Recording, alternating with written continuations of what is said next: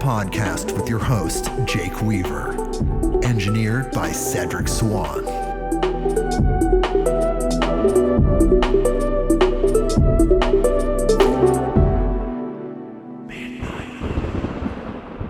Hey everybody, we're back with another episode of Midnight on Earth.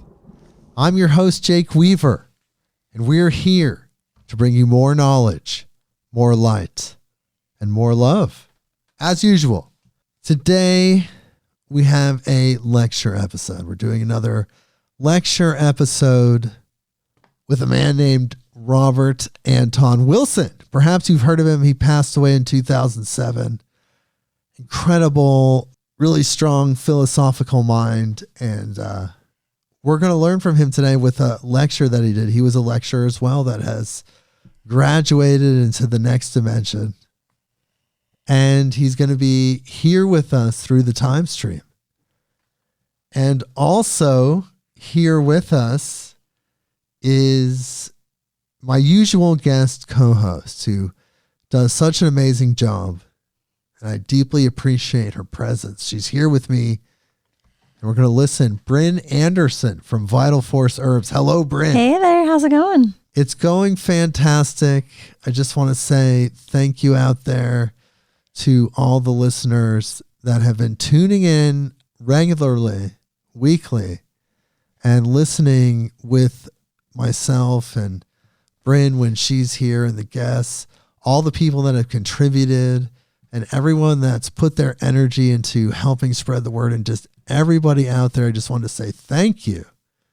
And I deeply appreciate your support and help. I've been getting great messages, including the one from Erin McCarty on Instagram. She sends me really nice words. I deeply appreciate her and her being a longtime listener. And I appreciate all of you out there around the world. And I believe now 142 countries.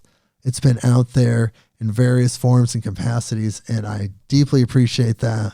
And everyone that's been here literally since the beginning. There's some people that have been here since episode 0.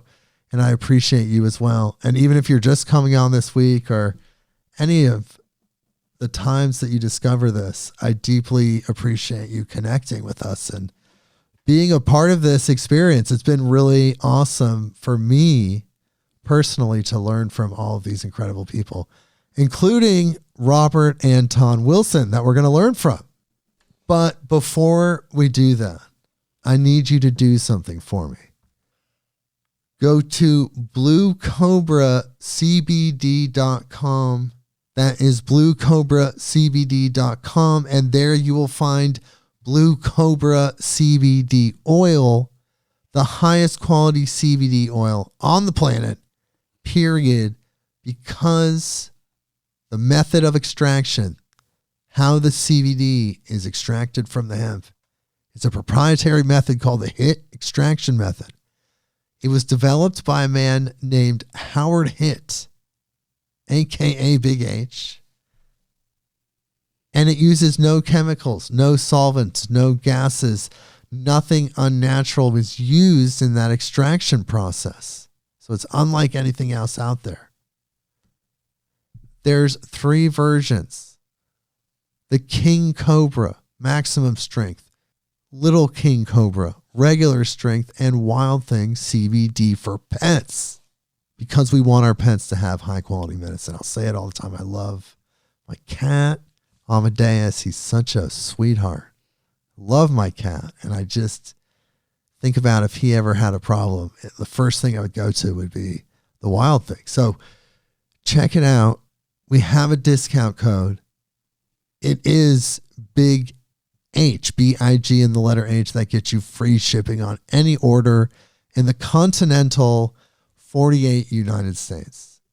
Outside of that, you do have to pay shipping, but you should try this if you've ever wanted to try CBD. It's incredible. It's a family-owned business. Please check it out. It's bluecobracbd.com. That is bluecobracbd.com. And when you're done with that, please follow me on Instagram at midnight_on_earth. That's the address. You can follow us there. Spotify, Apple Podcasts, Google Podcasts, wherever you go to get your podcasts, click the button that connects us so you know exactly what's going on. And like I thanked you earlier in the podcast, please spread the word. Tell a friend. Tell someone that you know that loves these type of podcasts. I think they'll enjoy it based upon your recommendation. Bring them here, midnightonearth.com. Okay, so let's get to the bio of Robert Anton Wilson, and we'll listen to this incredible lecture he's going to give about the 8 circuits of consciousness and what that means. It's going to be powerful. It's something he developed with Timothy Leary. I don't know too much about it, so we're going to learn together. And if you don't know, with these lecture episodes, Brynn and I will be listening together, and then at the end, we'll talk about what we learned. We're going to be taking notes, so you can be listening with us. We're there, just together. It's all happening in real time. So let's check this out. Here's his bio. Robert Anton Wilson was an American author, futurist, and self-described agnostic mystic. Recognized with Discordianism as a episcopos, pope and saint, Wilson helped publicize Discordianism through his writings and interviews. Wilson described his work as an attempt to break down conditioned associations to look at the world in a new way, with many models recognized as models or maps and no one model elevated to the truth. His goal was to try to get people into a state of generalized agnosticism, not agnosticism about God alone, but agnosticism about everything. It's an interesting perspective. In addition to writing several science fiction novels, Wilson also wrote nonfiction books on extrasensory perception, mental telepathy, metaphysics, paranormal experiences, conspiracy theory, drugs, and what Wilson called quantum psychology. Interesting. Sounds very resonant with the things that we talk about. His maybe logic inspired the creation of the Maybe Logic Academy. Interesting. And here's a quote from him. The Berkeley mob once called Leary and me the counterculture of the counterculture. I'm some kind of antibody in the New Age movement. My function is to raise the possibility, hey, some of this stuff might be bullshit. He's a really funny guy. He's known as a comedian.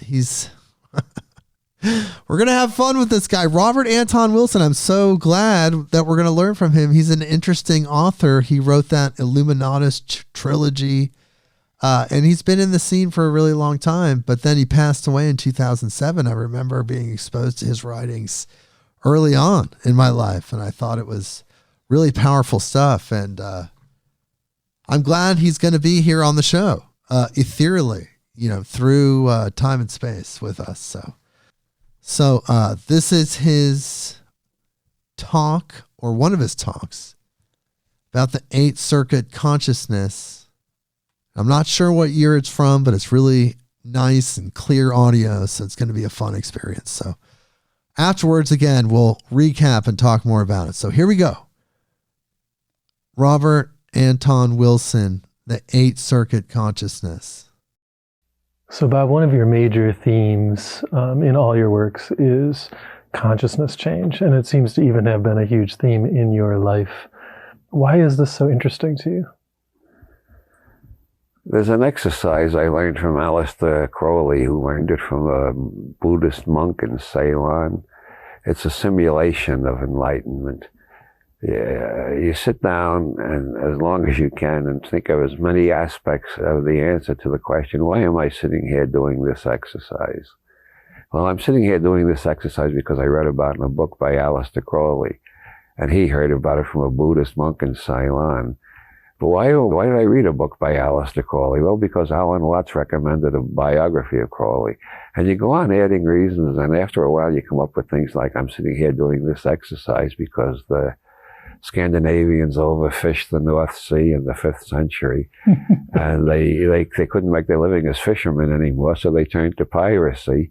And that's why my grandmother's name was O'Loughlin, which means son of the Dane in Gaelic. And then, of course, ultimately you come to because the sun is the kind of star that has planets, and this is the one planet that we know of in this solar system that can support this kind of life. If you try that exercise, you should do it at least 3 times in a month to find out the infinite number of factors and coincidences and synchronicities and accidents and utterly inexplicable connections you can find that explain why you're sitting here doing that exercise. But one day I discovered I was sitting there doing that exercise because I had polio when I was 40 years old, which I think made me less athletic than most boys, and therefore more bookish, which led me more and more from fiction to nonfiction, from nonfiction to science and philosophy, etc., until I developed an enormous curiosity about all the questions that everybody thinks they have the answer to, and all the philosophers and scientists are still arguing about. And so, of course, the riddle of consciousness is one of the central ones. A major turning point was Korzybski's Science and Sanity, which persuaded me that we can't make meaningful statements about one reality. All we can do is talk about comparative realities as perceived by different instruments, which includes the instrument that reads all the instruments, which is the human nervous system. Not the brain, the whole nervous system. Every evaluation is an evaluation of the organism as a whole, because the nervous system interlocks with the immunological system, the endocrine system, the neuromuscular system, and so on. So that every evaluation you make is an evaluation of your whole body, and separating it into mind and body is a fictitious dichotomy. It's a synergetic process. And after years of teaching this in various ways, just a couple of months ago, I came up with a new way of teaching it, which is the following. Remind yourself that you know the difference between a movie and real life, and you can keep the two quite distinct in your head, and you can control yourself with that knowledge. And remember the role of the editors, the camera people, and so on, as well as the actors. Then go see one of these really gory slasher movies that are so popular these days. And see if you can you remember all through it, this is only a movie. See if the director doesn't make you jump or cringe at least once, or grab the chair or something like that, or do some kind of physical reaction. That shows how reactions are reactions of the organism as a whole, and what the front brain knows does not control you at all. It just thinks it does. So if all reactions are reactions of the organism as a whole, and evaluations of the organism as a whole, then you start thinking about things like cultural relativism and neurological relativism and so on. And I suppose the major next step in my explorations of this area was reading Robert D. Ropp's Drugs in the Mind sometime in the late 1950s. I've always, all my life, read a lot of books on psychology. It's one of the several topics I try to keep up to date on. And Robert D. Ropp's a completely new approach, attributing mental illness to chemical imbalances in the body rather than to psychological factors. And that was only the first half of the book, though. I read that with great interest and a feeling that he was probably right. I still think more of what's called mental illness is neurochemical accidents rather than psychological problems per se. And a lot of it more and more looks to be genetic too. But the second part of the book was about chemicals that change the nervous system in a way that creates mystical and religious experiences. And I thought, gee, I'd like to try one of them because I've never had a mystical or religious experience. It might be interesting to have one and see if I retained my skepticism afterwards. A rather risky proposition, but I was young and ballsy and had more adventure than brains in me. And so eventually I got a hold of some peyote, and I had a mystical experience. I've had a lot of experiences which have changed my idea of reality profoundly. The idea of reality as a singular noun doesn't make any sense to me at all anymore. What model do you use? I like the sociological term glass and grid, which some sociologists use. Korzybski called it your system of abstractions, which means a lot if you know the mathematical school he was working from, but doesn't mean much to most readers. Leary coined the magnificent term reality tunnel. I call it a neurological reality tunnel. Everybody has their own neurological reality tunnel, which is why we misunderstand one another so often and why we misjudge one another so profoundly. Can you describe what a reality tunnel is? We receive, I think, more than 1 billion signals every minute from the environment. Most of them we're not even conscious of receiving. They affect our legs, our arms, our eyes, our ears, our nose, our chest. All this information is pouring in, and the nervous system is making evaluations at different levels, working its way up. One of the classic models is that we got 3 brains: the reptile brain, the mammal brain, and the human brain. I've heard that for so long. I don't know how far back that goes. I knew that when I was in my 20s, which means back in the early 1950s. If we tried to be conscious of all the signals, we couldn't do it, because to be conscious of that many signals simultaneously means we only perceive chaos, which is the usual first reaction to LSD. Things turn into chaos, then they turn into different kinds of patterns. The chaos is because we can't handle that much information and organize it rapidly. So we throw out all the information that seems unimportant, which means we also throw out all the information that seems threatening to our belief system or to our dogma or to our ideology.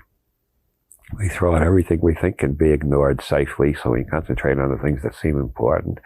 Then our brain constructs a model out of all the information coming up from the rest of the nervous system, and we project the model outward and consider it reality. It's not reality, it's our reality tunnel. Everybody else in the same room is constructing a different reality tunnel. About 40 years now, I've been teaching workshops and seminars, first on general semantics, then on neurolinguistic programming and various other things. But I've done this experiment hundreds of times where I get the whole audience to describe the hall outside the seminar room. I never have found a case yet in hundreds of experiments where 2 people describe the hall exactly the same. The differences are sometimes astonishing. We all perceive a different world because our brains are organizing it according to patterns the brain has created to organize. And those patterns seem to be created, at this date it appears they are created, by our genetic programs, by our early imprints, by our subsequent conditioning, by our learning, and by whatever experiments we have done in reprogramming our nervous systems, which involve such things as yoga, psychotherapy, general semantics, neurolinguistic programming, psychedelic drugs, brain tuning machines. And every time we reprogram our nervous system, our reality tunnel should change a little. If it doesn't, we haven't learned anything through that experiment, that it was wasted time. If our reality tunnel changes a little, then we have to spend a lot of time in the next couple of years checking our new reality tunnel and see if we can communicate it well enough to others that we don't get locked up as raving maniacs. If we don't get locked up as raving maniacs, then you can consider your new reality tunnel possibly just as good as your old one and maybe more accurate in some ways. It's traditionally been part of alchemy for a couple of thousand years, both East and West. The multiplication of the first matter really means changing your nervous system from inside, what John Lilly calls metaprogramming. So after I read Drugs and the Mind and got interested in metaprogramming, I found out that most of the interesting research was being done at Spring Grove in Maryland and up in Harvard. And the next thing I knew, the Harvard project was closed down, and then the Spring Grove project was closed down. And then the FCC passed a rule that no favorable reference to psychedelic research would be allowed on television, only unfavorable ones. And I began to feel like, oh, I know this scenario. I remember reading about it. This is called the Inquisition. So we live like the scholars of the Inquisition. There are thousands, I don't know, tens of thousands, hundreds of thousands, maybe millions of people in the United States experimenting with psychedelics on themselves to see how much they can change their brains for the good. And some of them are screwing up and changing their brains for the worse. But that does not justify the ban on scientific research. We write notes to each other in code so the inquisitors can't find out what we're doing. What do you think are the most useful drugs for metaprogramming? Well, I don't look at it that way. It varies with the individual. I got turned on to pot in the 1950s in the men's room at the Village Vanguard while the Modern Jazz Quartet was playing there. And man, I always liked the Modern Jazz Quartet, but after I got stoned and come out of the men's room, they were playing better than they've ever played before. Over the decades of criminal activity or forbidden science or the dark arts or whatever you want to call it, I've come to the conclusion that we not only have different neurological reality, we have different genetic blueprints that we start from.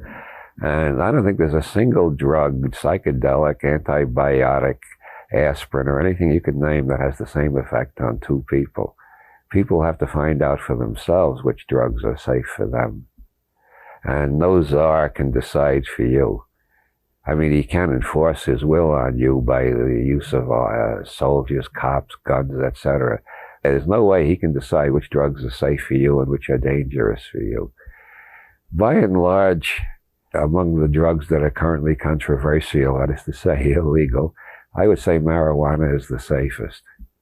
I've known a few people to have bad experiences with marijuana, but that's usually because they were combining it with either booze or amphetamine. Very bad idea. Never combine pot with either booze or amphetamines. In my opinion, amphetamines are useful if you're cramming for an exam, but otherwise they should be avoided. I've seen so many people get paranoid on meth and the other amphetamines. And cocaine is dangerous for almost everybody, but that doesn't mean that there aren't times when it isn't very useful, especially for people who do a lot of traveling and lecturing. But I've never known anybody who got heavily into coke who didn't show some symptoms of paranoia after a while. That may be because there's so much violence in the coke smuggling business, or it may be because coke does have a tendency to put you in a paranoid headspace. And another thing I've noticed, and Wavy Gravy, great counterculture hero of the 60s, also has noticed that people who use a lot of coke tend to die of heart attacks pretty young. So I regard that as a pretty dangerous one without much benefit in it, except when you're about to go to sleep and you need to give a 2-hour lecture. I think the dangers of LSD have been overstated to an incredible extent. All we know is our own experience, of course, and all I'm talking about is what I have experienced and what I have heard from others and what I have read in the literature. But I would say that under very good medical psychological supervision, like in the experiments of the early 60s, I think there was like 1 out of 1,000 bad LSD trips, and they didn't last very long. Once it became illegal and it was fashionable for people who didn't have much philosophical or scientific training to take it just to have a weird trip, you had more bad trips then because they didn't know what they were doing and they weren't properly prepared. And who knows if it's even LSD. There are no safe generalizations about which drugs are dangerous for which people. Although by and large, anybody who's ever been pronounced psychotic, even if they've been pronounced cured, I would say they should stay away from psychedelics. Psychedelics seem to make the crazy crazier. Not always, but that's a tendency that should be kept in mind. There was a series of experiments with autistic children where they gave them LSD, and some of them came out of their autism. And some of them came out permanently, and some only came out for a week and then retreated into autism. Now, if we were living in a free scientific society, like most people think we are, we would have had 30 years more of research into this area by reputable scientists published in refereed scientific journals. We know a hell of a lot more. All we know is the personal experiences of underground outlaw alchemists who are hounded by the Inquisition all the time and don't dare to reveal half of what they know. And I really think the Inquisition is kind of old hat and should be abandoned. The Roman Catholic Church gave up the Inquisition in 1819. Why the hell does the United States government feel they had to start their own Inquisition? There were dozens of other researchers who were making claims that sounded astonishing to orthodoxy. We cured a case of a guy who was sexually impotent for 40 years on one dose of LSD. We cured a guy of cancer. We don't understand it ourselves, but the cancer went away during the LSD trip. These kind of reports were quite common. The conservative medical establishment thought the researchers were being careless or stupid or overenthusiastic or something. And then there is the factor, again, of conspiracy. The CIA was doing a lot of LSD research, and they didn't want any competition. They didn't want people knowing too much about it. The more people know about LSD, the harder it is to use LSD to brainwash them. I'm pretty sure if somebody gave me LSD and tried to brainwash me, the first thing that would happen is I'd realize I was under the influence of LSD. The second thing, I'd realize they're trying to brainwash me. And the third thing is I kick them the hell out the door. But if people don't know anything about LSD and they start having weird sensations, you can implant incredible ideas in them. I have several times been called on by friends to deal with people who are having their first LSD trip who knew nothing about acid, nothing about philosophy, nothing about neurology or psychology. They just thought they were going to have a good time, and they found themselves having anxieties. The majority of cases where somebody's having a bad trip of that type, anxious about everything, all I got to do is sit down and tell them, this is called the 15-minute jitters. It only lasts for 15 minutes. What, you've been having it for 10 minutes now? Well, you only got 5 minutes more, and it'll be 9 out of 10 times they'll come out of it within 5 minutes. They're very suggestible. Did acid become your major brain change tool for a while? For a while, but I have also done a lot with peyote and psilocybin, and a lot of non-drug techniques like yoga techniques like asana, pranayama, and Sufi exercises, especially the heart chakra exercises. And for about 3 years, I was trying every new brainwave machine that came on the market. And I gave up the brainwave machine research at the point they were coming out with 5 or 6 new ones every month. And I had reached the point where I couldn't be sure what was the result of the latest machine I tried, and what was the result of the machine I tried the week before, the delayed result, what was the cumulative effect, and what was the individual effect. And I've been doing a lot of work with neuro-linguistic programming in recent years, and I've always had a tendency to recast verbally anything that seems insoluble, paradoxical, or unbearable to me by examining it with the tools of general semantics so I can put it into a formulation where I can find I can do something about it. Most problems exist because the verbal formula you put them in creates the problem. Can you give me an example? For instance, right now I can't get around without a walker and a wheelchair. It depends on how I verbally formulate that. I started out by saying, right now, did you notice that? I didn't notice it myself, but that's part of the programming I'm giving. I'm not assuming this condition is permanent. I'm assuming this is a temporary condition, which, since it was cured once before, it can be cured again. I learned to walk twice. I can learn to walk a third time, and I'm doing better every day. That's a very practical, nitty-gritty example, very meaningful to me right now. But take an example from the heights of intellect. For about 100 years, physicists were arguing whether light travels as discrete particles or whether it travels in waves like sound or water. And there were experiments that supported both theories. So there were arguments back and forth for a long time. Is light waves or is it particles? In the 1920s, some joker whose name I don't remember coined the word wavicles. He said light travels as waves and particles. But this was a joke at the expense of other physicists, but a lot of them picked it up just to express their total bafflement at the fact the evidence just didn't seem to make sense. And then Niels Bohr came up with the Copenhagen interpretation, which underlies almost all my work. All my work, whatever I'm writing about it, basically comes from the point of view of the Copenhagen interpretation of quantum mechanics, which is whatever model we make of the world, whatever reality tunnel we organize our perceptions into is not the world. It's a model we've made. So if some experiments support the particle model and some support the wave model, we shouldn't be astonished at that. It just shows the brain can construct two different patterns depending on which instruments we're using. To ask what light really is basically a meaningless question. Science can't answer that. Science can only answer questions like, how does it register on this instrument and how does it register on that instrument? That's the way I look at psychology, sociology, and things in general, is in terms of what does this model include and what does it exclude? Nobody can make a model that includes everything, although all the dogmatists on the planet think they've done that. If you included everything, all you'd perceive is chaos. Or as Buckminster Fuller states the case very well, scenario universe is non-simultaneously apprehended. In other words, we do not perceive the whole universe, the whole space-time continuum at any one instant.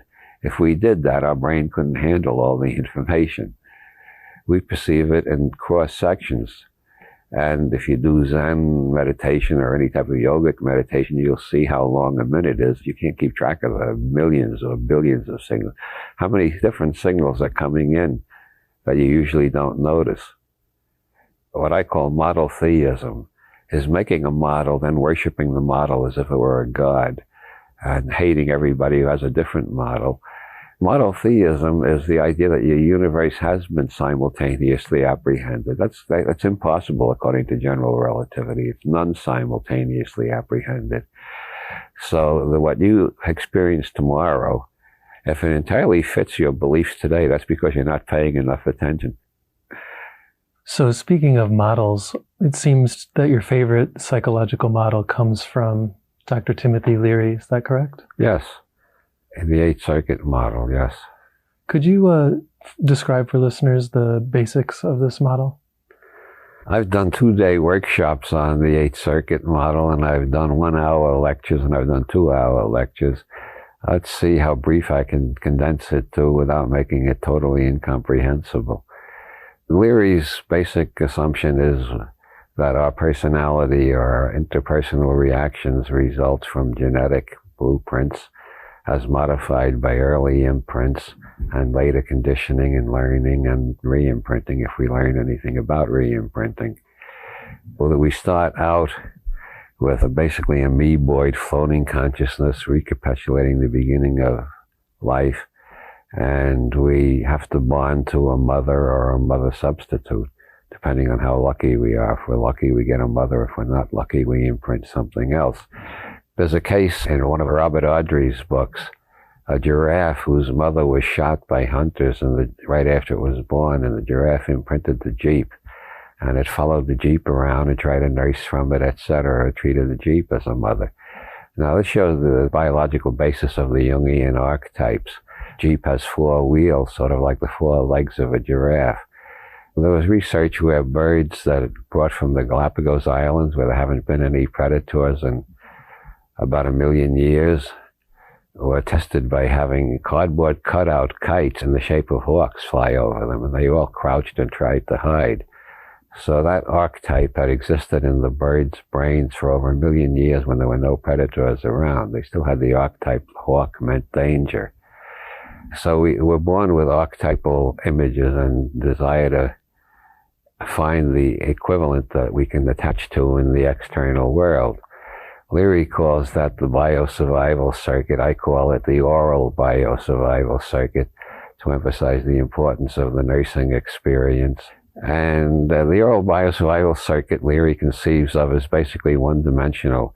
You either imprint what I call an infophilic tendency in varying degrees, which means the world seems like a safe place and you keep on exploring more and more of it, or you imprint an infophobic reflex, in which the world seems like a sinister and threatening place. And in the extreme form, it's autism, where the whole external world is just turned off. It's too sinister to be dealt with. So once you've imprinted, that's it? Well, that's the general opinion. Leary's heresy, one of his heresies, was that imprints can be changed with strong psychedelics and the right type of program. Timothy was one of the most prestigious and respected psychiatrists and psychologists in the country when he started his LSD research. By the time that was closed down, he was the most disreputable. When the government started closing down LSD research, all the major researchers became, to quote a famous Irish saying, as silent as moonlight on a gravestone.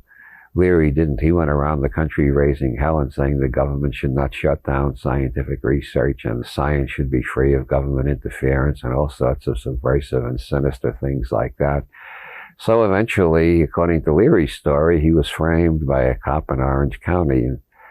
They planted half a marijuana cigarette in his car and then busted him and sentenced him to 37 years in prison. The regular sentence for possession of half a joint in California at that time was 6 months. For some reason, they gave him 37 years. It does look like there was a certain desire for revenge against Leary for going around telling people science should be free. It should not be controlled by the government. It's a subversive Jeffersonian constitutional idea of the type our present government wants to destroy entirely, doesn't want anybody to hear of or think about. The basic idea is that there's 8, quote, circuits, unquote, in the human organism. Leary liked the word circuits because he fell in love with computers very early on. And from the 1970s on, he tries to use cybernetic and computer-type metaphors as much as possible. Some people object to it on the grounds that they think it's mechanistic. And I had a long talk with a naturopath who told me it would make a lot more sense if you said systems instead of circuits. So instead of saying the oral biosurvival circuit, if you said the oral biosurvival system, it would fit the organism as a whole more clearly and sound less mechanistic. And I thought that over, and I tried to write about the 8 systems rather than the 8 circuits. But meanwhile, books of mine in print are talking about the 8 circuits, so most people expect me to say 8 circuits. And so I got this kind of drag on my vocabulary. Okay, so you've described the oral biosurvival circuit as... which has the 2 polarities, infophilia and infophobia. It's everybody's on a spectrum somewhere along that line, depending on their early experience. Between the world is a safe place and the world is a terrible place. Those are the extremes. There's lots of places in between. You can imprint that this neighborhood is safe, but all other neighborhoods are dangerous. Just think of it as a line. One end is total infophilia. You're continually looking for new information about everything, and you're continually deliriously happy about the new, no matter what it is. Oh, a new atomic plant? Hey, that sounds groovy. Yeah, what? New pesticides? Yeah. And the other end is the total infophobia. It's new, it's evil, it's dangerous, we don't want it. We're not going to take that goddamn vaccination. We'll have the witch doctor do a spell and cure the disease that way, and so on. And we're all somewhere on that spectrum between infophilia and infophobia. And according to Leary, we shouldn't be stuck in one place. We should be able to move depending on the evidence. But the standard science would say that once we have that imprint, that's where we're stuck. Yeah. And I think that's pretty true, except I think that Leary is right. You can change the imprints, and not just with LSD. There are other ways of changing the imprints. So what's the second circuit? The second circuit is the anal territorial circuit. All mammals mark their territories by excretions. When you take your dog out for a walk, the dog pees on a dozen different places. That's not because they don't have bladder control. It's because they have exquisite bladder control. What they're doing is marking a territory. If you made a map of the neighborhood and marked the places that the dog pees, that's the territory that dog is claiming.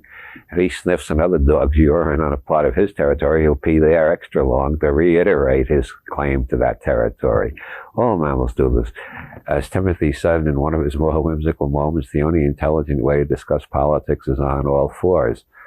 Because it's all about territorial squabbles. Who's in charge around this habitat? And the anal territorial circuit is a sort of an up-down at right angles to the forward-back of the oral biosurvival circuit. You're either at the top of the hierarchy and claim most of the territory, or you're at the bottom and don't have any territory and just take directions from those above you, or you're somewhere in between. When you put these 2 axes together, the right-left oral biosurvival circuit and the up-down anal territorial circuit, you get the Leary interpersonal grid and divide it into 4 parts. In interpersonal diagnosis, he divides it into 64 parts. It depends on how much precision you need in diagnosis.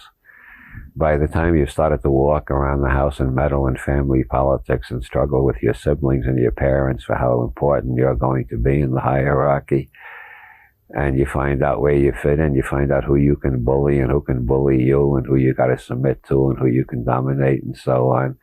You got this scale on the up-down, and you got the forward-back scale of innovation or conservatism. This makes 4 quadrants, which Leary calls friendly strength, which is you have a high status and an innovative personality. The quadrant below that is friendly weakness, which is you're basically willing to accept the new, but you feel very insecure, and you're always looking for somebody to give you orders and tell you what to do. That's the quadrant that Leary put himself in when he was tested by the California prison system, so they'd put him in minimum security. And then there's hostile strength, which is dominant but not friendly. It's dominant and somewhat sadistic, leaning toward the egotistic and the narcissistic. And tends to be conservative. This type of power is afraid to show itself. It needs to dominate, but it's very much afraid of the people it's dominating. Then below that, you got hostile weakness. You see them in the tabloids all the time. They have "born to lose" tattooed on their arms, and they've been accused of crimes so atrocious you can't believe a human being could do it. Derek Brynn popularized this whole system in a wonderful set of game rules. Friendly strength, the game rule is I'm okay, you're okay. Now, that's obviously the healthiest relationship you can have as long as you can maintain it. Of course, you can't maintain it with everybody because some people aren't okay. They're sons of bitches. But as long as you can maintain I'm okay, you're living in a very happy world. And then friendly weakness is I'm not okay, but you're okay. The overwhelming majority of people in psychotherapy have that basic quadrant. They're not okay, but they're quite convinced the therapist is okay, and they're waiting for him to produce the magic jewel out of the drawer that will cure them all at once. And all they have to do is please the therapist long enough, and the magic jewel will come out. Most of them really believe in it, although not that literally. And then hostile weaknesses, I'm not okay, you're not okay. That's why they have the tattoos saying born to lose or born to raise hell, etc. And then hostile strength.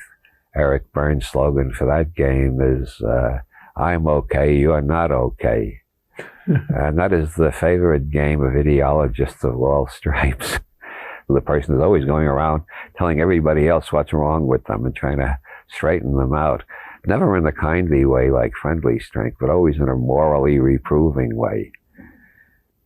Now, the first circuit seems to have been known to our ancestors and projected outward as the moon goddess, the great white moon goddess, with their 3 aspects, and that's why the first day of the week in almost all European languages is named after the moon goddess. Monday in English, Montag in German, Lunes in Spanish. I did this in Amsterdam once with a very multilingual class. We worked our way all around Europe, and it's always the day of the moon goddess, which is the mother symbol. The all-providing breast. And Tuesday is Martes in Spanish. It's always named after a war god because it deals with the territorial circuit. Martes, it's always Mars. Tis was an ancient Anglo-Saxon war god. The Tuesday is named after. And so we got the moon goddess and the war god, and the next day is Wotenstag, or Wednesday, or Mercules, named after the god of communication. And that circuit is activated when we first begin to realize all the noises the adults making are a code, and we learn to decipher it, and we begin to be able to communicate. And this I call the time-binding circuit in honor of Alfred Korzybski. Leary called it the laryngeal manual circuit. It has to do with making speech units that communicate to others and manipulating the world with your hands. You build a model made out of words or other symbols, then you test it by manipulating the world and see if the world fits your model. You do that just naturally and instinctively. It's a genetic program until you get to school, where they train you to lose all your curiosity and just memorize the correct answers the teachers give you. Every child is intensely curious until they get to school, and the function of school is to kill the curiosity by telling them there's one correct answer and we know it already, and don't do any thinking of your own.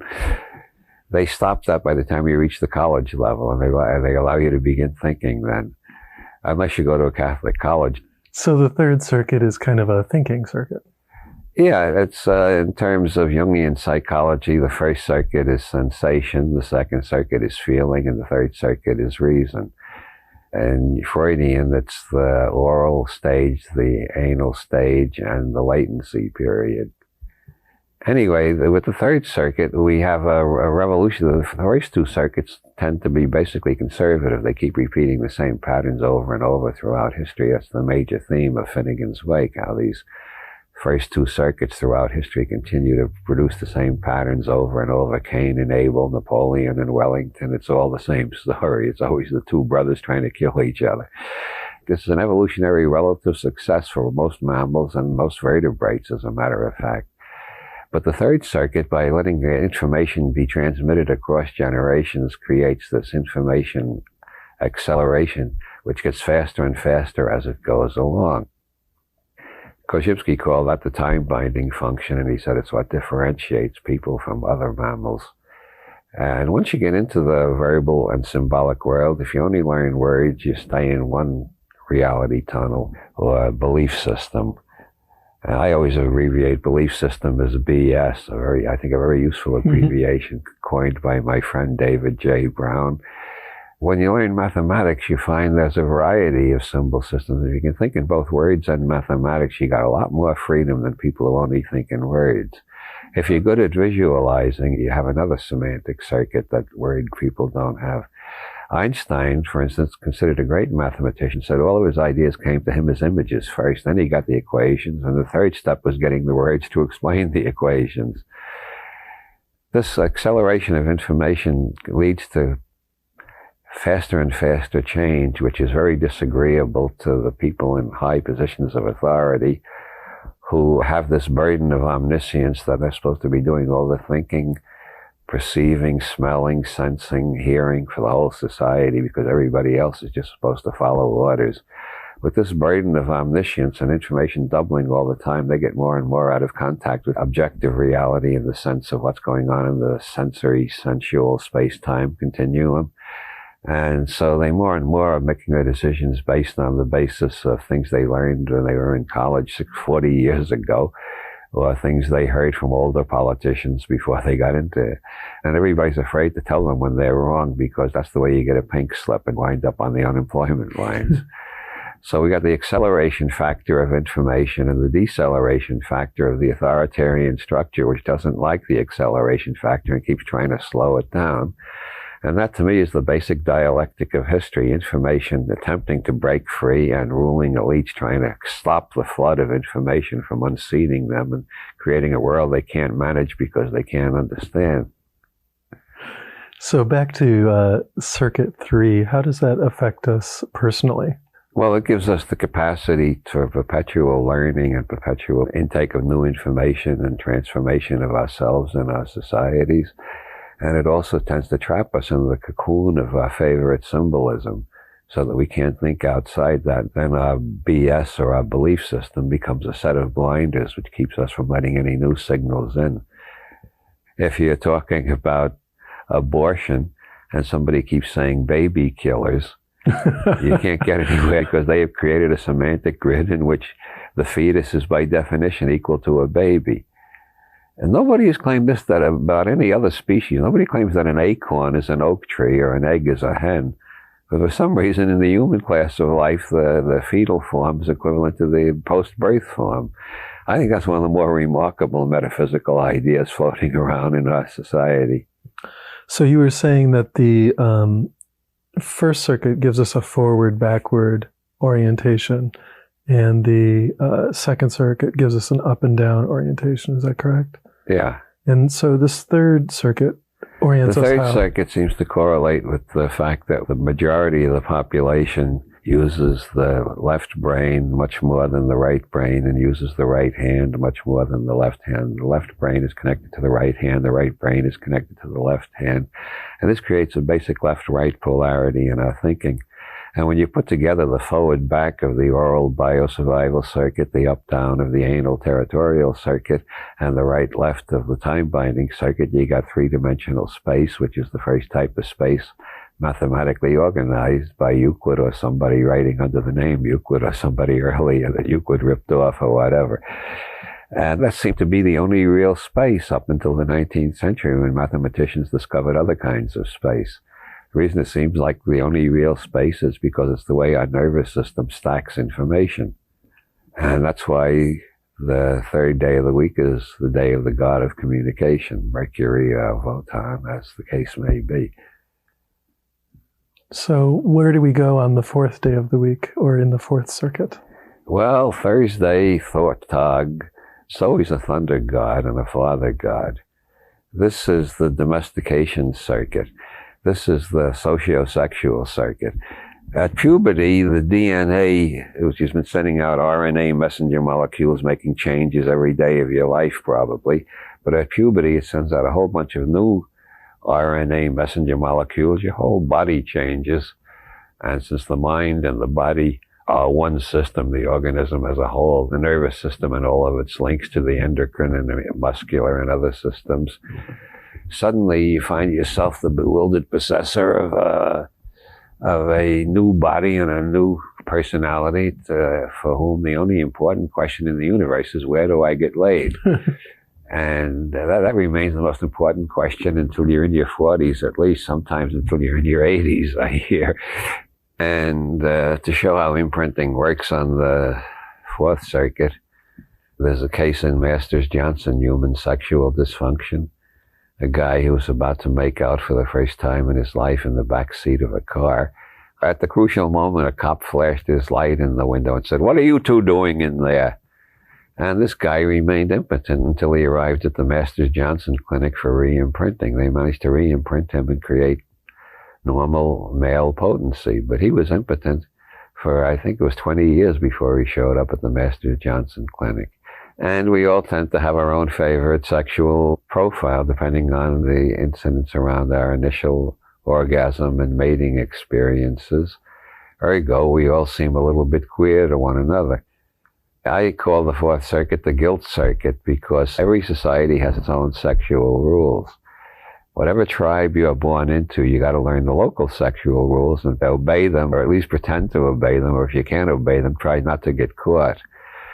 Most people do not have exactly the imprint desired by their societies. Most people spend most of their time trying to conceal from their neighbors what their actual sexual life is like. So the fourth circuit determines how we deal socially. How we deal with social and sexual relations. And of course, if your imprints and conditioning are very close to what society demands, you'll have a happy life. If they're a little bit off kilter, you'll consider yourself neurotic, and then anybody who realizes your problems will consider you neurotic. If they're way off kilter, you're not neurotic anymore, you've become a goddamn pervert. Meanwhile, you're stuck with these imprints and these genetic programs and so on, and all the things that are going to make up our personality. And most of the taboos of most societies don't make any sense at all. So these four circuits make up the basis of what we would think of as normal human life. Yeah, in the Gurdjieff system, the first circuit is called the movement center, the second circuit is the false emotional center, the third circuit is the false rational center, and the fourth circuit is the false personality. Together they make up what Jung calls the persona, or the self we present to society. Behind that is always the shadow, which is the imprints, conditioning, genetic programs, etc., which are not socially acceptable. The parts that we're hiding from ourselves and others. Yeah. Now, you've emphasized that these imprints that are so important on our lives are, in some sense, out of our control. It's just whatever, either through fate or accident, happens to us during our imprint vulnerability permanently shapes our consciousness, or maybe not so permanently, because according to Leary's ideas here, these imprints can be changed. Yes, that's Leary's major psychological heresy. Leary believed LSD could change imprints. And one of his first major experiments was to take a group of convicts in the Massachusetts prison system who were due for release, take them on mystical trips with classical music, readings from the Hindu and Buddhist scriptures and LSD, and reprogram them into a state of mind where they didn't feel like criminals anymore. A lot of them cried. They wanted to lead happier and less destructive lives. And there was a follow-up study a year after they were released. A year after release, something like 85% of all criminals are back in jail for a new crime. In Leary's case, something like 80% of them were still leading productive and non-criminal lives. An associate in that did a follow-up study in the 70s, and all the ones he could find were still out on the streets, not back in prison. Leary had reversed the recidivism rate. There should have been a lot more research on that, and we wouldn't be building so goddamn many prisons now, would we? But again, the government shut down the research. They wanted to keep mind manipulation a secret that the CIA could use for their own purposes and nobody else would know anything about. So the implication is he had somehow re-imprinted them to be nicer. He re-imprinted them to see that their life script, their basic programs on the first 4 circuits, were leading them to a life that would remain basically unhappy. If you go on committing crimes, you're going to spend most of your life in prison, which is not a nice place to spend most of your life. You're also going to spend your time outside looking over your shoulder all the time to see if the cops are coming yet. It's not a happy lifestyle. Leary's psychology is based entirely on the principles of hedonic philosophy. What do you want out of life? To have a good time. Okay, get rid of all the programs that make you miserable. And if one of your programs is holding up liquor stores, you're going to have to get rid of that one because that gets you in prison pretty frequently. So have other people been able to reproduce his findings? Only to a limited extent, because once the good reports were coming in, not only from Leary, but from, at least 100 other investigative teams were reporting great results with LSD, the government shut down all the research. All the research that has been done since then has been illegal and therefore not published. But there is research going on. It's like the Inquisition, as I said. There are people, scientists, doing research and communicating with one another, but they just don't publish, so they don't bring the government down on their heads. So Leary had found that you could re-imprint through using psychedelic drugs. Have people found other ways to re-imprint people? Well, Stanislaus Grof, whose work I haven't studied closely enough to have an informed opinion, he believes that through breathing exercises and loud music, he can produce re-imprinting experiences. He doesn't use the word re-imprinting, but what does he call it? Spiritual transformation. But what he means is the same as what Leary means by re-imprinting. Stanislaus Grof prefers more religious terminology. Leary prefers more ethological terminology. It's a difference in style. And are there other techniques? Well, if you take classic yoga like Patanjali taught, his system is you start with asana, which is holding one posture as long as you can and doing it every day for longer and longer periods. Eventually, you get over the fidgets, the boredom, and all the general nuisance of it, and you find yourself in a very peaceful place.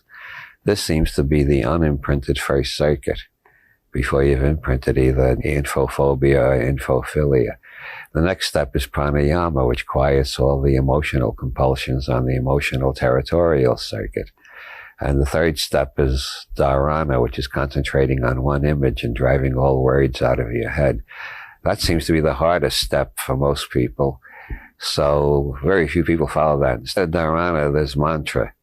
Instead of trying to concentrate on a red triangle, which tends to turn orange after a while or go off screen entirely, you take a phrase and just keep repeating it. I learned one from some wandering shaman I met once. Shamati shawati, shamati shawati, shamati shamati, shamati shawati, shamati shawati, shamati shawati, shamati shamati, shamati shawati. It's almost like a windshield wiper. It really cleans the mind. It closes down the third circuit. So you've closed down the first circuit with asana, the second circuit with pranayama, and the third circuit with dharana or mantra. And then you close down the fourth circuit by taking a vow of celibacy. And then you got a body full of energy and nowhere to go, so you explode upward into one of the higher circuits.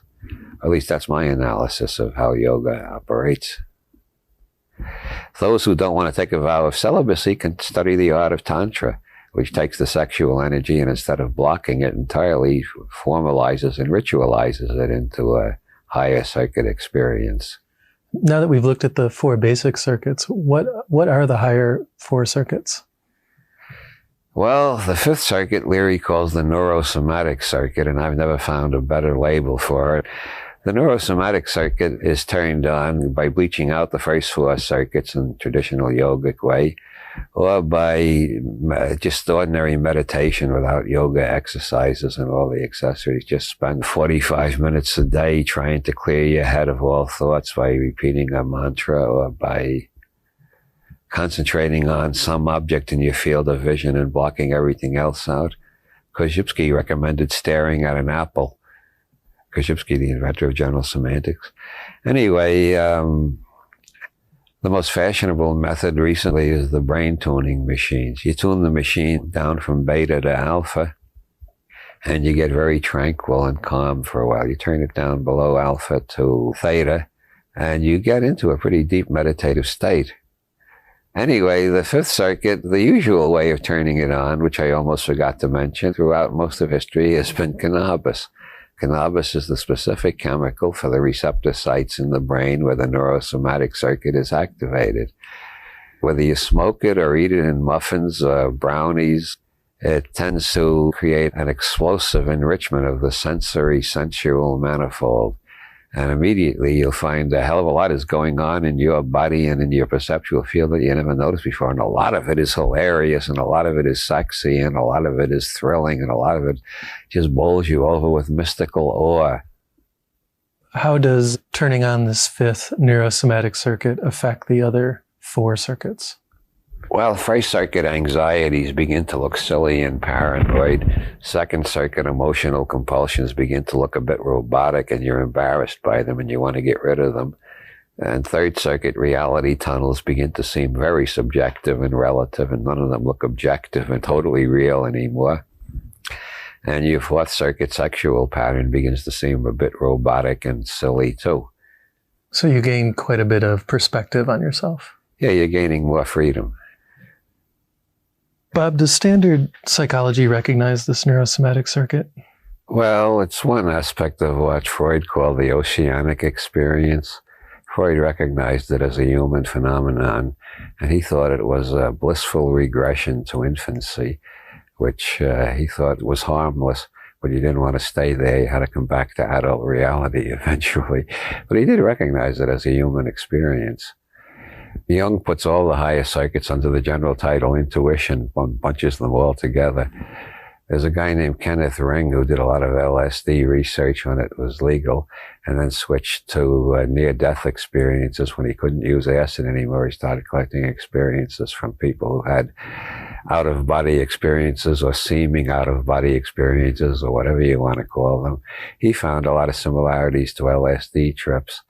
And he has his own label for the neurosomatic circuit, but I forget what it is. But there are several different names for it. And then in Hinduism, it's called dhyana, the trance of unity, because it tends to make perception more global and less egotistic. So is it one of the effects of an opening in this neurosomatic circuit to increase compassion? I think absolutely. Very strange. I don't think Leary ever talks about that aspect of it. But my experience and the conversations I've had with other researchers, other outlaws, other alchemists, etc., I think the beginning of neurosomatic experience is almost always correlated with a more sensitivity to other people's sufferings. And I think the correlation or connection between pot and anti-war protest in the 60s was no accident. Potheads were much more horrified by the Vietnam War than alcoholics were. So kids are being burned up with napalm. Gee, that's terrible. Let's have another drink. You can't say that on pot. Kids are being burned up by napalm. For Christ's sake, we got to find some way to stop that. You feel more. I mean, you're more open. Your senses are open on all levels. The whole organism is much more open. So I think it definitely increases compassion and empathy. So what day of the week it correlates with the 5th circuit? Friday, which is named after Freya, the Norwegian sex goddess, the Marilyn Monroe of the Norwegian pantheon. And of course, in the Latin tongue, the day is named after Venus, who's the South European equivalent to Freya, the goddess of sexual ecstasy. Bobby made the point that the first 4 circuits basically are imprinted once and then stay that way for the lifetime unless they're re-imprinted under special conditions. Is that also the case with the fifth neurosomatic circuit? I don't think so. I think the higher you go on the circuits, the more re-imprinting you can do. I think you can re-imprint the neurosomatic circuit in a variety of ways, depending on what you want to do. If you want to do it, I mean, if you want to concentrate on painting, if you've never been very sensitive to painting, without doing a lot of complicated yoga, just smoke a joint and go into the Van Gogh Museum in Amsterdam, and you suddenly discover what art's all about. Or any other artist you care to pick. I mean, you can reprogram yourself for greater visual sensitivity. And of course, the most famous, the thing that made pot so popular even before the 60s was jazz music, because all the jazz musicians were smoking pot. And so their fans picked the habit up from their favorite musicians. So the first reports I ever heard about pot were you hear music better. Well, if you keep training yourself, you hear music better and better. So where do we go on Saturday? Saturn's Day, that correlates with Jung's concept of the collective unconscious, or the true emotional center, according to Gurdjieff. This is accessed through very advanced yogas or years of practice of yoga, or through peyote or psilocybin, or light doses of LSD, or through some of Stanislav Grof's breathing and music exercises, or through Kabbalistic magic. You can begin to encounter what seem to be separate intelligences. They may be aspects of your own brain. Israel Regardie says there are two ways of regarding them: the objective way, which is they exist apart from you, or the subjective way, they're aspects of yourself that have taken on numinous qualities and got projected outwards. Then the question is, how do you interpret this, objectively or subjectively? After a couple of decades, I've come around to Israel Regardie's opinion, which is that it's best not to try to answer that question. Whatever answer you come up with, your next experience will contradict it. I find it very useful to think in terms of Jung's idea of the collective unconscious. What does Jung mean by the collective unconscious? It's got to be inside me if I can contact it at all, but it's inside everybody else too, right? So it's inside and outside at the same time. And that also applies to Sheldrake's theory of the morphogenetic field, which, for instance, one of the things that suggested the morphogenetic field to Sheldrake was experiments by McDougall at Harvard, where smart rats were bred with smart rats and stupid rats were bred with stupid rats, and they were tested over generations at maze solving. And as genetics would predict, the smart rats bred with smart rats got better and better at solving the mazes. The dumb rats bred with dumb rats didn't get worse and worse. They got better and better too. McDougall found this so astonishing that he repeated the experiment more than once. He did several. And it's been repeated in Australia and Scotland and various other places, and the rats are learning faster and faster. This can only be explained in terms of something that's inside every rat and it's outside every rat, in the sense that it's in every other rat too. And that's sort of the way the collective unconscious, the morphogenetic field, or the neurogenetic circuit function. Bob, what is the essence of this sixth circuit? The experience of transcending time. Saturn was the god of time. The experience of feeling that this body right here and now is only a cross-section of a process that has been going on for 4 billion years approximately on this section of space-time, and may be related to similar processes going on elsewhere in space-time, possibly. It's a sense of immortality, in a sense that when this body dies, the genetic vector of which this body is an expression will just continue through time. And that the rules and laws governing that level cannot be yet, maybe never will be, put into really scientific terms, even as we decode the genome. The only way to really begin to understand it is by direct experience of the archetypes, whatever the hell they are and wherever they come from. Does this give us an even higher level of freedom than the fifth circuit? Well, if it correlates with Gurdjieff the way I'm trying to make it correlate, yeah, we have even higher freedom there. And a worse sense of responsibility. It's like the Buddha's doctrine of karma. My God, everything I do is going to have effects for the rest of eternity. If you really believe that, and it's hard to doubt it in the light of most of the data of modern science, nothing stops, everything just transforms. So if I do an evil deed, the effects of that are going to go on forever. The only place it stops being evil is when it reaches somebody who's trained in the Buddhist, yogic, or psychedelic, or some type of system where they know how to transform energy, and they say, gee, I just got a lot of bad energy. I'm not going to pass that on. I'll turn it into good energy before I pass it on. That's known as the great work in alchemy. And it's the goal of Buddhism and Taoism and most of the Oriental religions.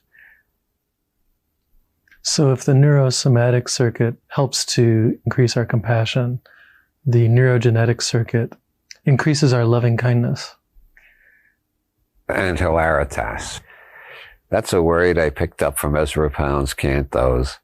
He quotes Themistoplathon, a virtually forgotten Byzantine philosopher of the 14th or 15th century, I forget which, that you can recognize gods, even if they appear in human form, by their outstanding hilaritas, which is related to the English word hilarity and hilarious, but in classic late Greek of Platon's time, it meant basically cheerfulness, good humor, as we would say, but not in the sense of always joking. And in the Pound's cantos, the dominant forces are towards the end of the poem that take over and appear in all sorts of forms, amor and hilaritas, love and cheerfulness. I think I've become a much more cheerful person over the years in spite of a lot of tragedies, which everybody has tragedies. I think I've become a much more cheerful person because as you tune on to the higher circuits, you get more and more distance from second circuit emotional, egotistic problems, and more sense of the unity and harmony of everything that's going on. And your total unimportance in the major picture, really. No, you're not totally unimportant, but you're much less important than you think you are. So it's the big perspective of the Sixth Circuit that increases the good humor. Well, it's the sense that, I've seen this show before. What are they bringing this out of the mothballs and rerunning it again? Is there a kind of harmonic relationship between these two sets of four circuits? Is Circuit 5 a kind of higher version of Circuit 1? Yeah, and in a sense, Circuit 6 is a higher version of Circuit 2, etc. Yeah. You might say the second four circuits are the first four circuits with more flexibility built into each one of them. More multiple choice. I really like to use the metaphor of the television set. The first four circuits mean that you got four programs you got to look at every day, all day long. The second four circuits means you discover you got an infinite number of channels and you can turn the channels any way you want and pick up any signals you want. You don't have to keep repeating the same four shows over and over. So where do we go with the Seventh Circuit? Well, here's where I departed from Leary's system entirely and brought in some John Lilly. In my books, I call it the metaprogramming circuit.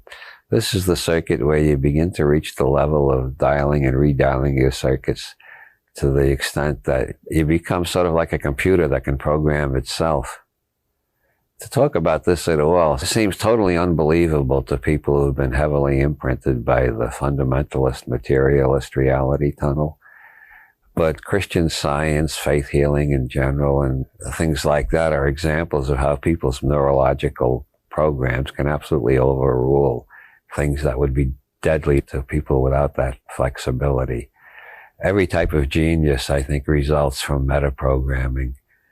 Beethoven broke through the dimensions of music that nobody even knew existed before him. You can metaprogram yourself into all sorts of places. So how does it work, or what is the experience like of the Seventh Circuit? Well, let's put it this way. Two guys are hit by cars and they're dragged into the hospital. One is a normal four-circuit human being, typical of this level of structure. What's going to happen to him depends entirely on the skill of the doctors and the degree of the injury. The other guy, let's make it a woman, she has a Seventh Circuit personality, and she knows a lot of it depends on her. So no matter what the hell the doctors tell her, she keeps telling them, I'm going to get better. I'm not going to die. You're all wrong. And she does get better and surprises them. This happens so often that there are 2 books about it on spontaneous remission, and they're both out of print. Doctors really don't want to think about it. It throws their whole science into doubt. I mean, this is without Christian Science. There are a lot of people who do it just on their own. Like Norman Thomas, founder of the Committee for a Sane Nuclear Policy. He had tuberculosis as a child. And he discovered in the tuberculosis sanitarium that the optimists were getting out every day. More of them were being released, and the pessimists were still lying there and suffering. So he consciously made himself an optimist, got rid of the TB, and got released. And about, I don't know how many, 40 years later, when he was middle-aged and a very successful editor, publisher, political activist, and so on, he got a very rare African disease, which is considered 100% fatal. Everybody who's ever gotten it, except him, except Norman Cousins, has died. When they told him that in the hospital, he got the hell out of the hospital, the first move towards cure, checked into a hotel, and rented videos of the Three Stooges and the Marx Brothers, and had a doctor who was as much of a heretic as himself come in every day and give him a massive shot of vitamin C. And he recovered, and he didn't die. He's the only one ever recorded to have that disease without dying of it. Now, there are some conservatives in the medical profession who say he never had the disease in the first place. That's the favorite way of evading the data. But the plain fact of the matter is that his experience and the way he wrote about it and the evidence he collected from other cases was so impressive that at the end of his life, he was teaching at UCLA Medical School, even though he wasn't a doctor. He was teaching doctors how to activate this self-healing process in their patients by encouraging them to be optimists instead of pessimists. He also referred to it as activating the fighting spirit. And it happens all the time, but doctors don't like to think about it because it seems too spooky. And that's only one aspect of metaprogramming. As I said, you can program yourself into a Nazi reality tunnel if you really want to go crazy, but you can program yourself into a Buddhist reality tunnel, a nudist reality tunnel. You can program yourself into a vegetarian reality tunnel. I did for 1 year. I got to the point where I couldn't pass the butcher part of the supermarket without feeling disgusted. It seemed so horrible, all that meat hanging there. Then I got tired being a vegetarian, and now seeing meat in a butcher shop doesn't shock me or revolt me at all anymore. So who is the person that is doing all this metaprogramming? What part of you stays outside? Who is the metaprogrammer? That is the question, to which there are different answers. According to Anton Wilson, it's the transcendental ego as contrasted with the ordinary ego. But the higher you get in the circuits, the harder it is to talk about them in subject-predicate sentences with the is of identity in the middle of them. They can be better described in art and music, but I do the best I can. So in the seventh circuit, which relates us to the sun, is that correct? Or Sunday, we have the ability to do constant conscious re-imprinting of all the other circuits. I suppose so, at the ultimate. I don't know how many people have achieved it to the extent of what seems theoretically possible. But I have seen people achieve really astonishing things, like Timothy Leary when he was dying of cancer. He was still the funniest guy I ever knew. And I think anybody who thinks we're trapped by circumstance, all they need is to talk to people who visited Leary in his last year while he was wasting away and dying a little bit more every day and having pretty continuous pain. Well, of course, he used all the drugs he could find, legal or illegal, to handle the pain, but that's because he was a rebel all his life. But it wasn't just the drugs, it was the long experience he had at re-imprinting and metaprogramming. So he knew how to metaprogram himself into a state where where pain and death were just experiences that he could stand above and look down at and laugh about. He especially laughed at the people who felt sorry for him, or the people who thought he was suffering abominably. He was suffering abominably, but he refused to let that interfere with his mind's activity. He had hilaritas to an extreme extent. Bob, in what sense does the seventh circuit relate to the seventh day or Sunday? Well, that's the circuit where metaprogramming allows you to escape from so many ordinary reality tunnels that the chief symbol for it is the white light of the void in Buddhism, or the empty circle in Zen Buddhism, or the pyramid in the Western occult tradition with the eye on top. Senzaki Roshi used to talk about big mind and little mind. All the previous circuits are little mind. The seventh circuit is big mind. It's you, and yet it's much more than you. And that's why so many people call it the direct communication with God, or becoming one with God, or becoming one with the universe. But you can become one with an ant. You can become one with a crow, as in the Don Juan books. And so how is this related to the sun? Well, the sun is the standard symbol of light, liberty, liberation, illumination, God consciousness, God intoxication, self-intoxication to some extent. And the Sufis feel that if you get too far into that without balancing it, you become what they call a mere ecstatic, which in California slang has become a bliss ninny. And we got quite a few bliss ninnies wandering around these days. It depends on how much you keep your perspective and how much you just enjoy feeling like God. So there is no eighth day of the week, obviously. Yeah, and in the Hindu system, the eighth chakra is not in the body, but above the body. Yeah, I call that the non-local quantum circuit. Leary kept changing his name for it. I forget why. I think his last book he called it the non-local atomic circuit or something like that. He was getting closer to my label. We were influencing each other for several years there. I call it the non-local quantum circuit because one of the most fascinating things in quantum mechanics is Bell's theorem, which has been confirmed 5 times now. It's not only mathematically sound, but experimentally it's been verified. And what Bell's theorem says basically is that everything in the universe is in harmony with everything else in the universe. Well, more specifically, it says any two particles once in contact continue to remain correlated in mathematically precise ways, no matter how far apart from each other they move, even if they're so far apart that information from one can't get to the other in the time you're taking your measurements. So how does information get around faster than light if the things are that far apart? Well, nobody knows, but David Bohm, for instance, gave 3 lines of interpretation. One is that we're going to have to radically redefine our ideas of both space and time, even more radically than Einstein did. The second is that information somehow travels faster than light, even though energy can't. How can information travel without energy? Well, that's the mystery to be solved, but information is somehow getting around. And the third approach is that it's not traveling around, it's always there. The hardware is local. And this is where I like to quote Jack Sarfati, a physicist who I don't get along with very well, but he does have some great metaphors.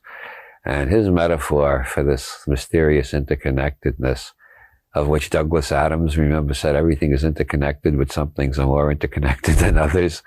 Jack Sarfati's model is think of the universe as an enormous computer. Then think of our galaxy as a smaller computer within the bigger one, our planet a smaller one within the galaxy, our body is a smaller one, our brain is a smaller one, the cells of the brains are even smaller. You work your way down to the quark level, and you got this mini computers. Below the quark level, presumably there are even smaller computers. And in all cases, the hardware is localized. The hardware is here, not there, now, not then. I mean, from wherever you are is here and now. So the hardware is always localized, but the software is everywhere at once. It's outside space-time entirely. And this is what comes up in near-death experiences, out-of-body experiences, high doses of LSD, almost any dose of ketamine, and profound practice of yoga over a number of years. It's called samadhi, union with everything. And this is where synchronicities come from, and it's why so many people continue to have psychic experiences, even though we are told by authoritative sources that you can't have psychic experiences. They're totally forbidden. They can't happen, and if you claim them, you must be nuts.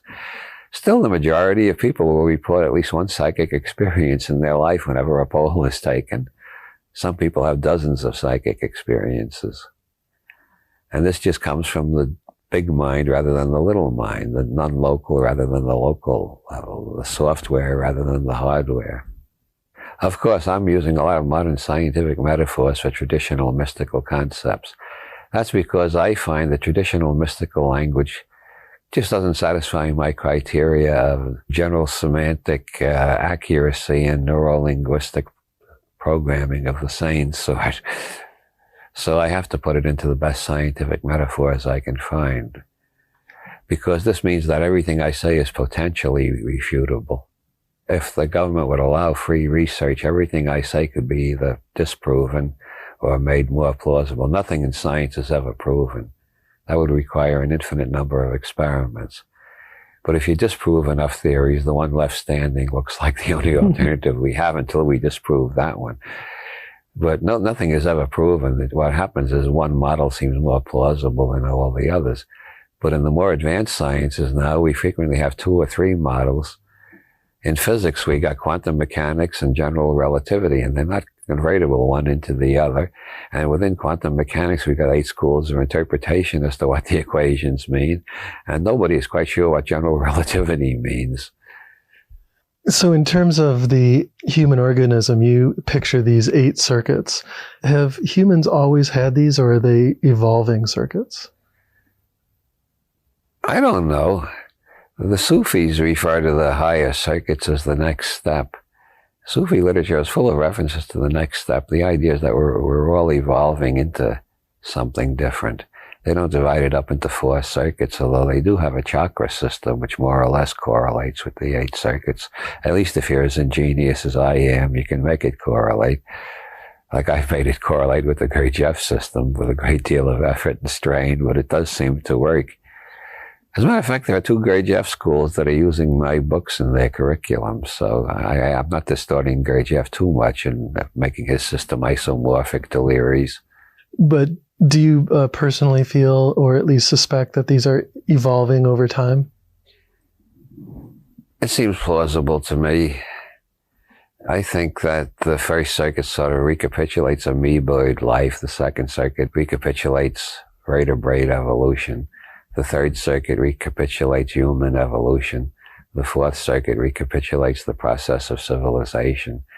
And then we got the circuits that are not recapitulating, but pre-capitulating. I think Leary used that word once. It's very good. Pre-capitulating. The neurosomatic circuit is pre-capitulating our experiences when we're living outside of gravity well in free space and space colonies. And the neurogenetic circuit is a forevision of the extreme longevity, if not immortality, that's coming very soon out of all these scientific breakthroughs in genetic engineering. And the metaprogramming circuit precapitulates what Heinlein wrote about in his 2 novelettes, Waldo and Magic Incorporated, which is when parapsychology, in spite of all of its critics, proves its case well enough by teaching everybody how to use these powers instead of just waiting for them to happen accidentally. And everybody becomes their own psychic and their own magician, a self-metaprogrammer, which means a higher intelligence, to say the least of it. And the non-local circuit is preparing us, maybe, for fusion with other intelligences throughout space-time. So clearly, working with these 8 circuits could give us tremendous powers to control our own destiny. Can't people use this same technology to basically harm others? Yeah. I think the major struggle going on is the struggle between those who want to program everybody else and those of us who would prefer to be self-programmers and, as far as possible, teach others to be self-programmers too. Because self-programmers are more cheerful and happy, and it's nice living in a happy world. I just found a quote from Herbert Spencer, of all people, that sums this up. I've been trying to say it for years. Herbert Spencer said it better than I ever have. He said, nobody can be perfectly happy until everybody is happy. And that seems so transcendentally obvious to me, but most people don't have a clue yet about that. As you turn on higher and higher circuits and become more and more sensitive to what's going on, you more and more want to release people from the misery. Well, I don't want to sound pretentious about this, but, like the Buddha, when he realized what was going on, he devoted the rest of his life to trying to deliver as many people as possible from the traps they were in and teach techniques that would work. When people think of Buddhism, they think it's a religion like Christianity, but they'd understand that it is in a sense, but in another sense, it's much better to think of it as a series of psychological games to release yourself from your compulsions. Yeah, Buddha never claimed to be a deity of any kind. There's one ancient Buddhist scripture in which he's asked directly, are you a god? And he says no. And the next question is, are you a saint? And he says no. And the next question is, well, what are you? And he says, I am awake. Do you think people use the knowledge you're talking about of the psychological processes to brainwash people, basically? Yeah, well, here we go back to conspiracy theory. The revelations about MK Ultra, which were brought out by the Church Committee in the Senate back in the late 70s, open up a real can of worms, which is how much of that kind of research is still going on, and of what Church discovered, how much was there that he didn't discover.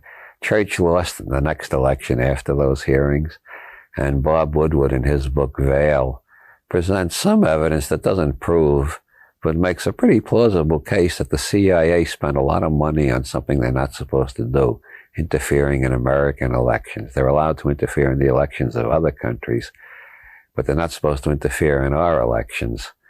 But Woodward seems to think the evidence indicates a high probability that the CIA spent a lot of money to get Church kicked the hell out of the Senate before he did any more hearings into these brainwashing processes they were investigating. What had he uncovered? Well, what he uncovered was the CIA had given LSD to lots of people without their knowledge and did various head trips on them, that they had also experimented with electroshock, with brain surgery, and with varieties of things. They did some research with giving people LSD and putting them in an isolation tank with their own heartbeat, the only magnified is the only sound they could hear, to see if that would break them down to the extent that an entirely new personality could be imprinted upon them in place of their old personality. And there was a whorehouse, a hoe house. I like the Southern pronunciation, a hoe house. There was a hoe house in San Francisco where they were giving LSD to all the customers and watching them through glasses to see how it would change their behavior. They gave LSD to some of their own scientists without their knowledge, and one went out a hotel window in New York, and his family sued the government after the Church hearings and collected damages. They were researching marijuana, too. Even while they were telling us it was too dangerous for us, they were giving it to soldiers and sailors without their knowledge and trying various head trips on them.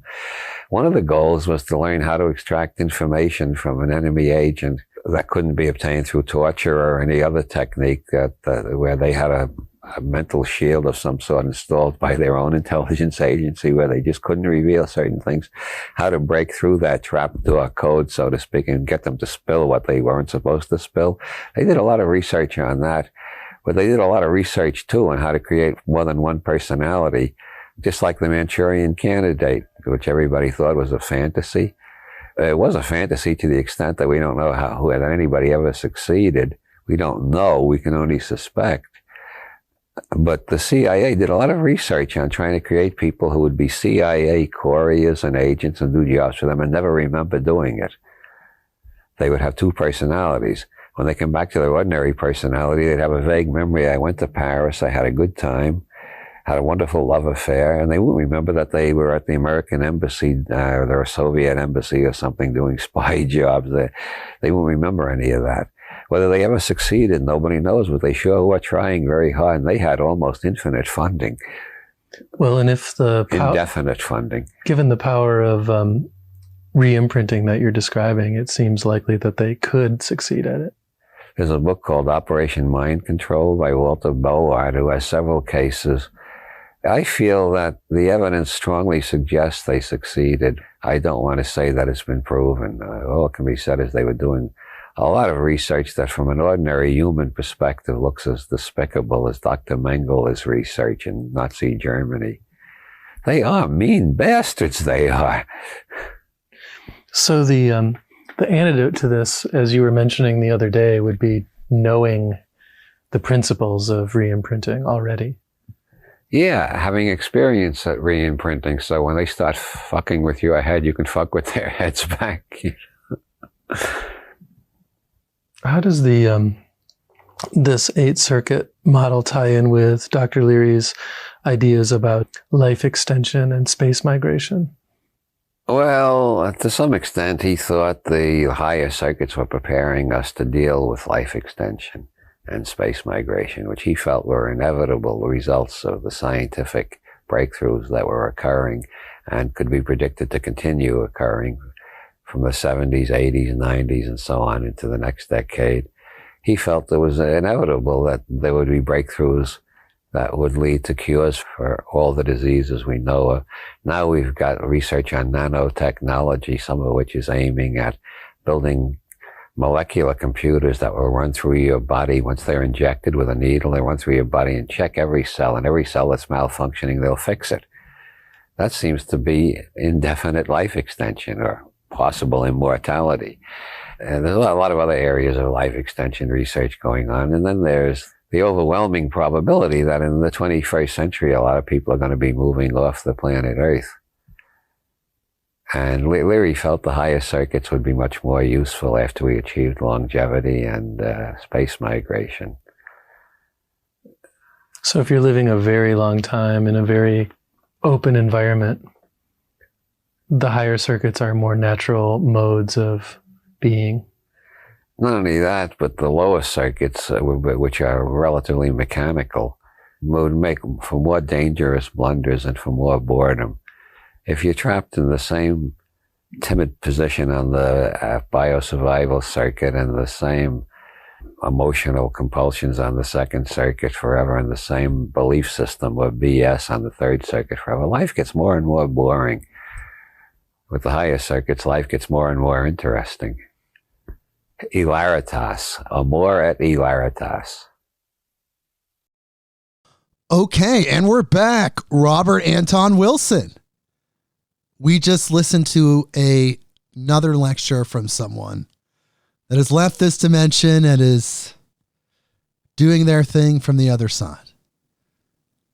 Myself, Brynn, and you, Mr. Wilson, we all learned together. That was an amazing experience. Look, he's a perfect example of somebody that I don't necessarily agree with everything that they said, but he's highly respected.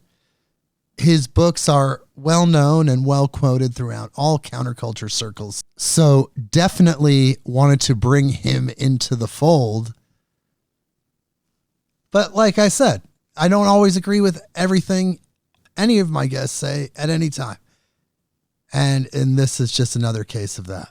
But he did enlighten us to a really cool concept, which is that 8 circuit of consciousness concept that he developed with Dr. Timothy Leary.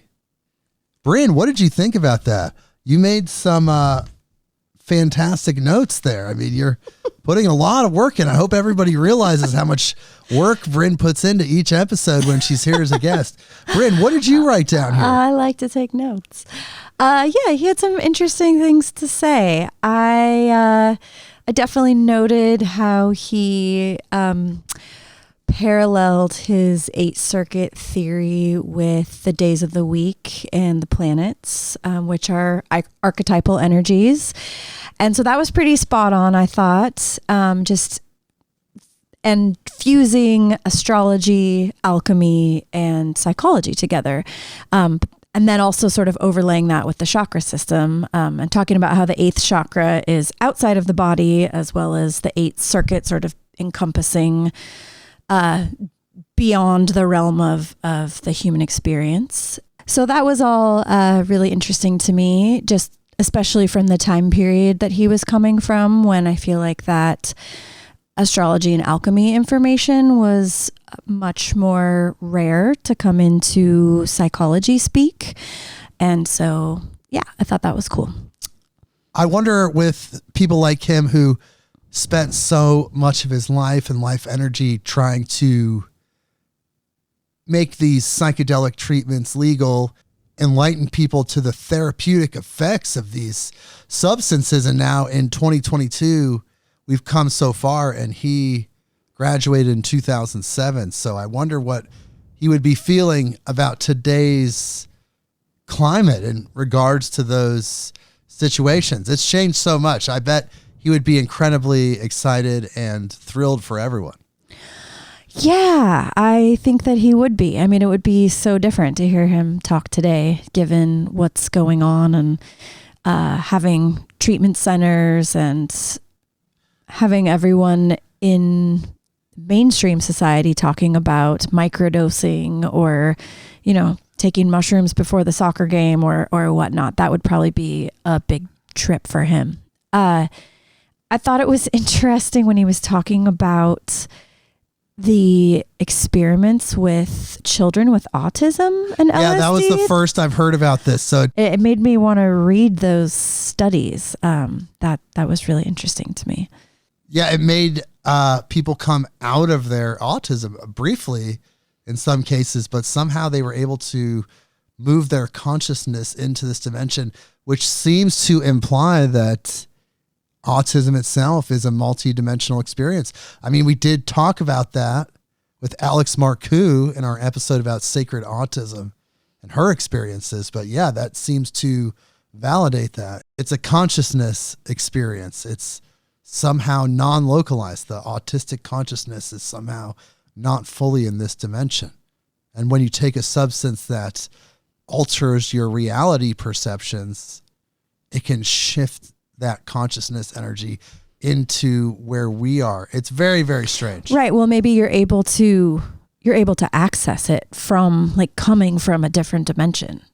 That's very strange. It is. That's super interesting. And then also, on a different note, when he was talking about the experiments with LSD in prisoners and how they were able to re-imprint, and that whole conversation about him talking about imprinting and re-imprinting, he didn't ever use the word paradigm, but it made me think of all the conversations we've listened to and books that I know we've both read about paradigms and how those, that's really the same as imprinting. You're imprinted with what's normal in your family. You're imprinted with what your expectations are. You're imprinted with what's normal for your neighborhood. If it's, and all those things that we would call programming or paradigms. And so he's talking about, if you're used to prison and you're used to robbing the liquor store, that's your paradigm. And you get out of prison after 20 years and then your brain is set to, well, that's what I do. That's what adults do. That's how I live. That's how I make my money. And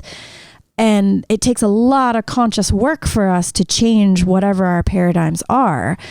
And maybe if you don't have the capacity or time or ability to consciously think, I'm going to change my paradigm, I'm going to work on, bettering myself in this way, but they were able to access that through psychedelics, and that people were able to step outside of their paradigms or their imprints and see maybe how their life could shift. And that was really fascinating. He said 75% of the people that got out of prison that they use psychedelics then did not return to prison, whereas the group that did not do psychedelics did.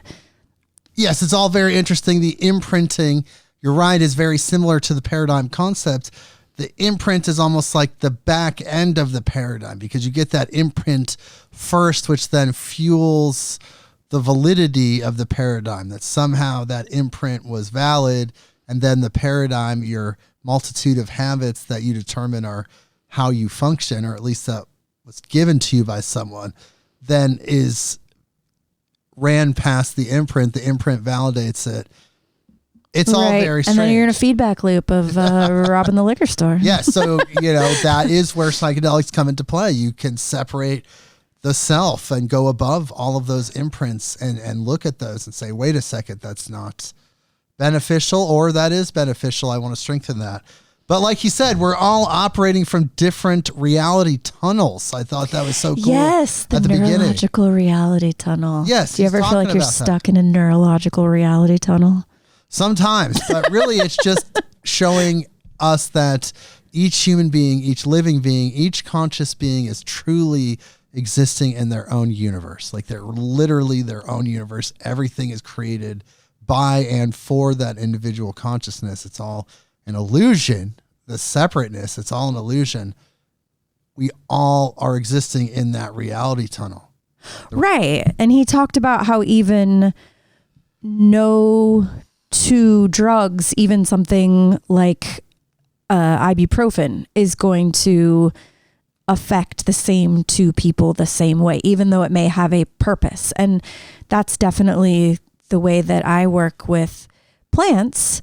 And another piece of that is when he talked about how every evaluation involves the whole organism. You're not just seeing something with your eyes, like on a subconscious level, there's a million different signals going on and you're really taking it in with your whole being. And that's exactly how your health works and your immune system works and medicine works. And all of that is that it's a multidimensional, multifaceted thing. It's not just affecting your headache, or, if you cut off your arm, it's not going to work the same as without your body, all that.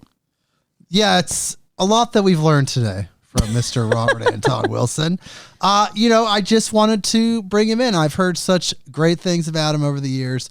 He's written so many popular books in the counterculture scene. So I felt like his lecture would be a great addition. It did seem kind of like we were just hanging out. It was very casual conversation. I don't know who the mystery interviewer was that was actually doing the interview with him. Yeah, who was that guy? I don't know, but whoever he was, thank you. You did great, and you made this episode amazing. So I just want to thank you, Brynn, for being here. Brynn Anderson, of course, of Vital Force Herbs. Go check that out. Check out bluecobracbd.com. It's an amazing website. Go check that out. And of course, thank you for listening and being such a faithful person here with us, learning every week and learning what we learn from the guests. It's just so positive. I really appreciate it. Brynn, you have anything to say before we go? Thanks for having me, Jake. That was fun. Yeah, I guess we'll do it again next time. All right, everybody. We will see you next week. Midnight on Earth.